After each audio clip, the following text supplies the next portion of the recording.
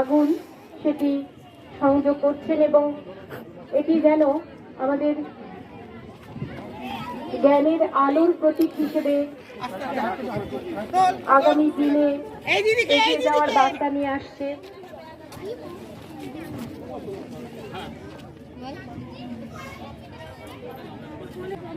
আজ আমরা প্রায় 124 বছরে পদার্পণ করেছি, আর 1 বছর পর 125তম বর্ষ পালন হবে।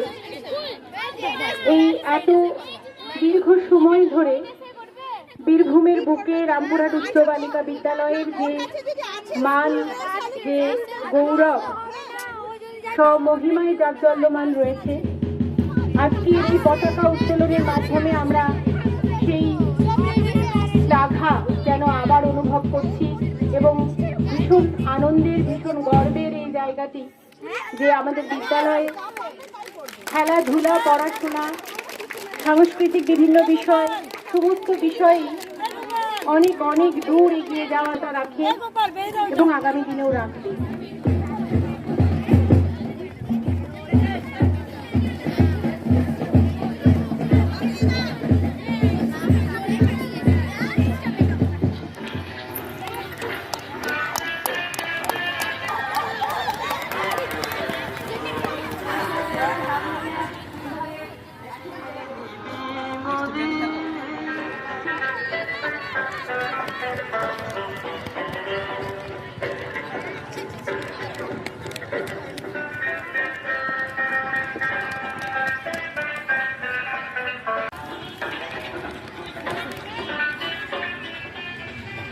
সিনিয়র গ্রুপের লং জাম্পের মেয়েদের নাম বলছি।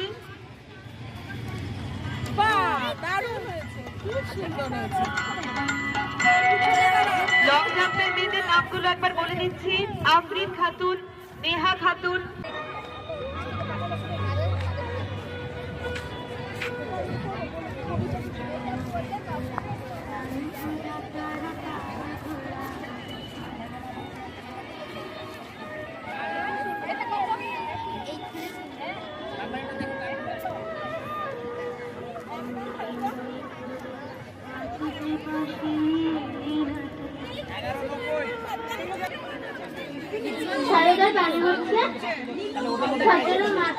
আমি 17 মা আর 17 মা।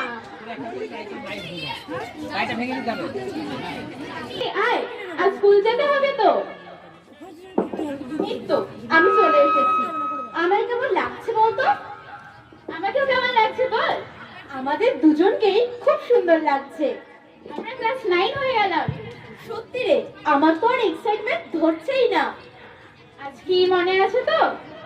অবশ্যই 1 জানুয়ারি থেকে 7 জানুয়ারি অবধি মাননীয় মুখ্যমন্ত্রী স্টুডেন্ট উইক পালন করার অনুমতি দিয়েছে আর বেশ সুবিধা অর্জন করেছে। 63টি দেশের 552টি প্রকল্পের মধ্যে তাই তো আমাদের রাজ্যের কন্যাশ্রী সেরা সম্মান পেয়েছে। তাই তো কন্যাশ্রী আজকে বিশ্বশ্রীতে পরিণত হয়েছে। পড়াশোনা করতাম না, স্কুলেও যেতাম না, বাবা তবু জোর করে স্কুলে পাঠাতো। আর যখন স্কুলের পড়াশোনা চলতো, পরীক্ষা চলতো, দিদিমণি থাকতেন না, তখন এই বেঞ্চের খবর ও বেঞ্চে পাস করতাম। সেই দিন গেলে তো পারতে। তো সেই দিন সাগরদা আমাকে ডাকলো, সাগরদার কাছে গেলাম। সাগরদা বলল, যা এই চিঠিটা হায়দ্রাবাদে গিয়ে দিয়ে। আমি চললুম হায়দ্রাবাদে গিয়ে দেখি, ও মা, চিঠিতে তো কোনো অ্যাড্রেসই নেই। আবার আমি এলাম রামপুরহাট। নমস্কার।